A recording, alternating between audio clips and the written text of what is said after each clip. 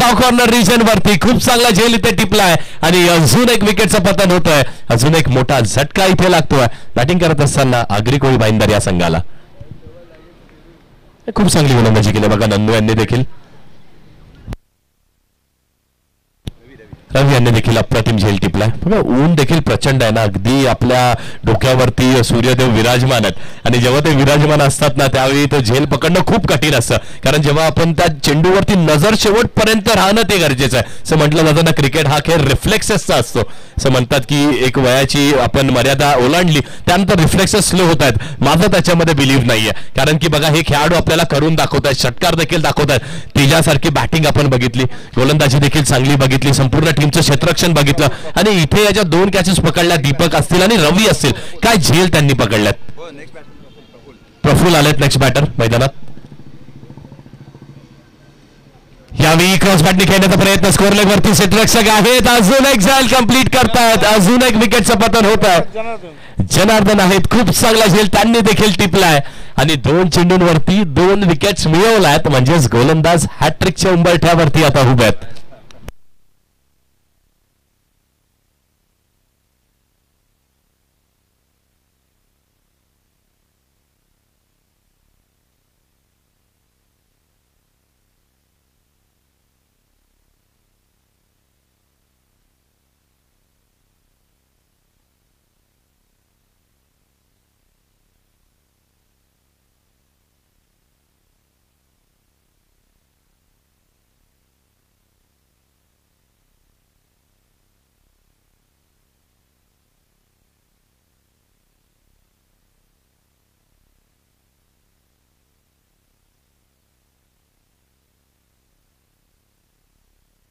संजय पाटले येतात बॅटिंग करण्यासाठी आणि आता इथून जर आपण विचार केला ना आगरी कोळी भाईंदर या संघाचा तर त्यांना ती पार्टनरशिप बनवणं ना खूप गरजेचं आहे. इथून खेळपट्टीवरती टिकून राहा, पार्टनरशिप बनवा, सिंगल डबल्स घ्या, त्यावरती जास्ती कॉन्सन्ट्रेट करण्याची आवश्यकता आहे. इथून असणार धावसंख्या नक्कीच मोठी आहे पण ती पार करण्यासाठी ना प्रत्येक चेंडूवरती प्रहार होत नाहीये, ते अशक्य आहे. प्रत्येक चेंडूवरती प्रहार करणं हे अशक्य आहे. प्रत्येक चेंडूवरती षटकार किंवा चौकार वसूल करणं देखील थोडंसं इम्पॉसिबल आहे. आणि येस गोलंदाज नंदू गोलंदाजी मार्क वरती आहेत आणि फक्त गोलंदाजी ट्रॅक वरती नाहीयेत तर हॅट्रिकच्या उंबरठ्यावरती देखील उभे आहेत. स्पर्धेतील पहिली हॅट्रिक होते का कंप्लीट. बघात नंदू गोलंदाजी मार्कवर कसा चेंडू फेकतात, काय स्ट्रॅटेजी त्यांच्याकडे असणार आहे. एखादी चांगला यॉर्करचा प्रयत्न होतोय किंवा लाईन बॉल टाकून पुन्हा एकदा मोठ्या फटक्यासाठी प्रयत्न करण्यात येणार आहे. मॅच रंगतदार नक्कीच रंगते इथे हॅट्रिकच्या उंबरठ्यावरती. हॅट्रिक बॉल यावेळी चेंडू हवेमध्ये असणार आहे, झेलची शक्यता आणि yes it is a hattrick. एकदा जोरदार टाळ्या झाल्या पाहिजेत. नंदू यांच्यासाठी त्या टाळ्या नक्कीच झाल्या पाहिजे. स्पर्धेमध्ये काल संपूर्ण दिवसभरात खुल्या गटाने कामगिरी केली.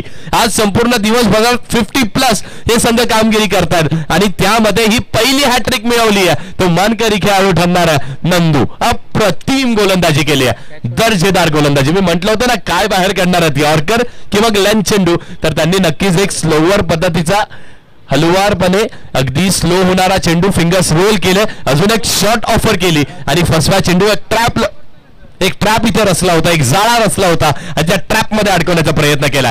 काय षटक राहिलाय. 5 चेंडूंचा खेळ झालाय, 4 विकेट्स गेल्यात आणि 1च रन दिली आहे. व्हॉट अ बॉलिंग अप्रतिम.